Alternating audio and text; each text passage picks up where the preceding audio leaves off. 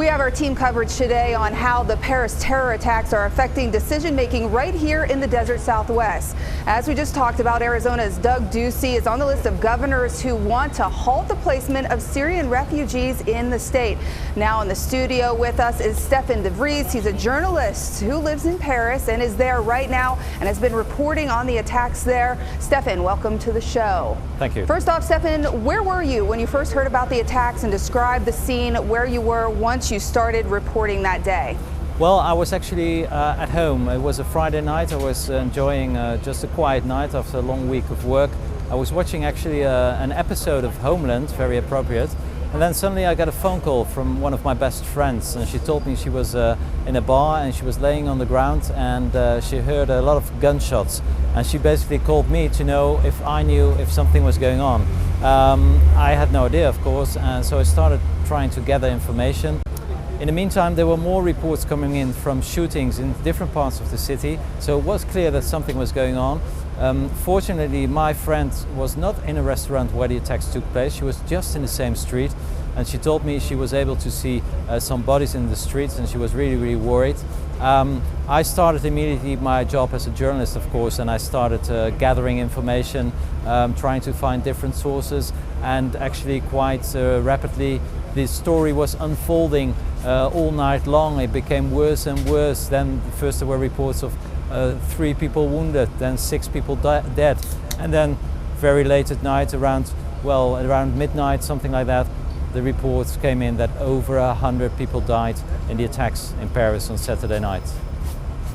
Okay, so right now describe to me where you're at so people can get a feel for where you are in relation to Paris and how people are coping in France right now. What's the atmosphere like? Well, I'm standing now at the Place de la République. That's a big square you can see behind me. It's in the middle of the city. It's also very close to the neighborhoods where the attacks took place, and it's also very close to the neighborhood of the offices of Charlie Hebdo, the satirical weekly that was attacked in January. So this neighborhood within 10 months has seen 2 horrible terrorist attacks. It is a very lively neighborhood with a lot of bars, cafes, cinemas. It's a very popular neighborhood to go out. In January, the attacks aimed at very specific targets, the weekly Charlie Hebdo, but also a kosher supermarket, 2 symbols of ideas, ideologies, religions. And the attacks on Friday were very different from the fact that they were basically aimed at anybody, people having fun.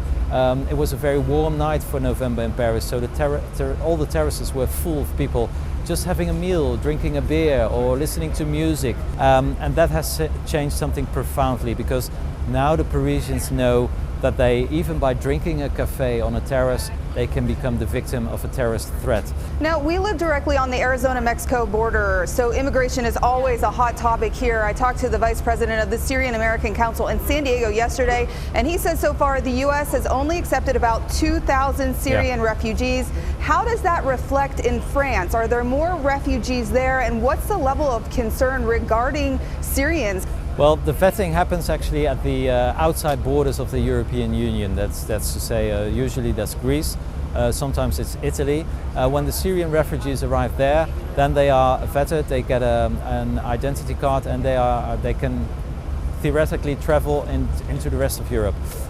There's a huge difference between the way countries in Europe are dealing with the refugee crisis. There are, for instance, countries like Sweden, Germany or the Netherlands that accept a lot of refugees. You were mentioning the number of 2,000 Syrians, and that's in the US, and that's since 2011, since the crisis started, so that's 4 years. 2,000 Syrians is the amount of Syrians the Netherlands is getting now every single week. So that's a huge difference. There are also countries that are, not very pleased to accept refugees. France is one of them. You could basically compare it to Arizona, where the state is much more against refugees, and for instance California, where it's easier to get accepted as a refugee. But if you see the numbers in Europe, probably this year over 1 million refugees will be accepted in the European Union, and compare that to the US, where only 2,000 Syrian refugees have been accepted the last 4 years. You can see the huge scale of the crisis in Europe. In 3 weeks from now, there are regional elections. You could compare that with elections on a federal level, so on state level. Very important elections, and the extreme leader Marine Le Pen, she's the leader of the right-wing party, the Front National, has been doing extremely well in the polls the last couple of months already, and the events of last weekend will only strengthen her even more, because her rhetoric is immigrants mean danger, and a lot of French people, unfortunately, they think the same, and Marine Le Pen is probably going to get a huge victory in the elections 3 weeks from now. California Governor Jerry Brown says he'll accept them as long as they're well vetted. And actually, we just found out that our governor here in Arizona is going to be on the line with the White House talking about that very subject. Is it very well vetted there?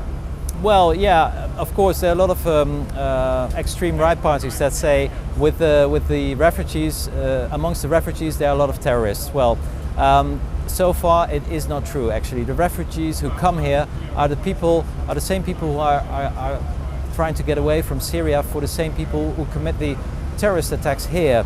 To come here as a refugee is a very perilous journey. You have to travel on the Mediterranean. A lot of people lose their lives, so that's basically too risky for a terrorist.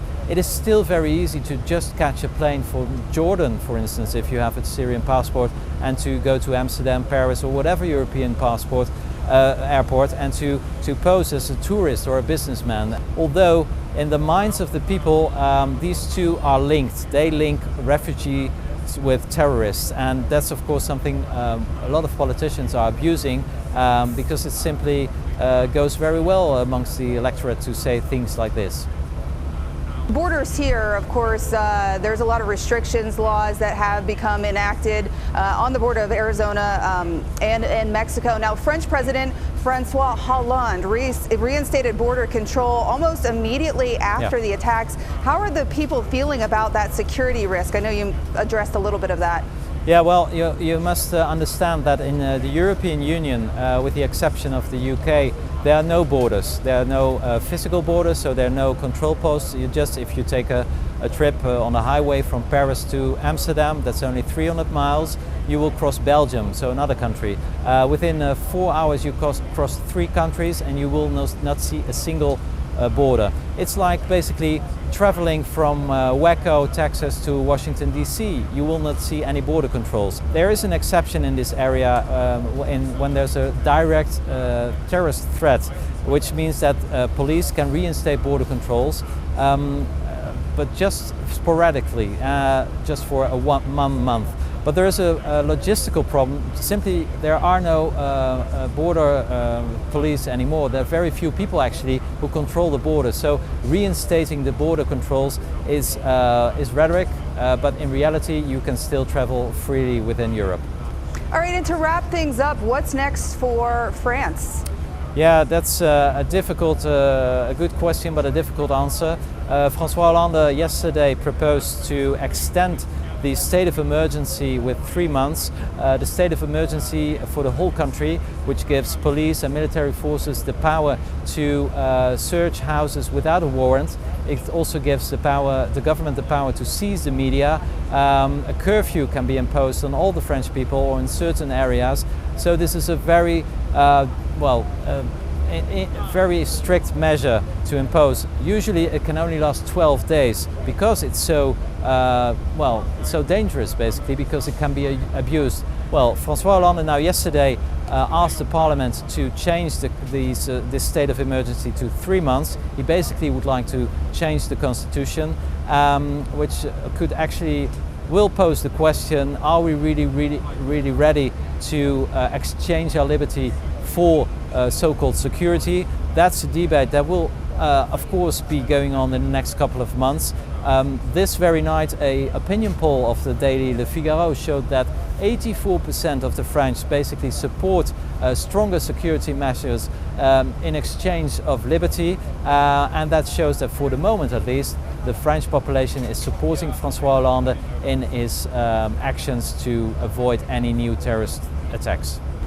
Stefan De Vries there. He's a journalist who lives and reports in Paris. Thank you so much for joining us today, Stefan. You're welcome.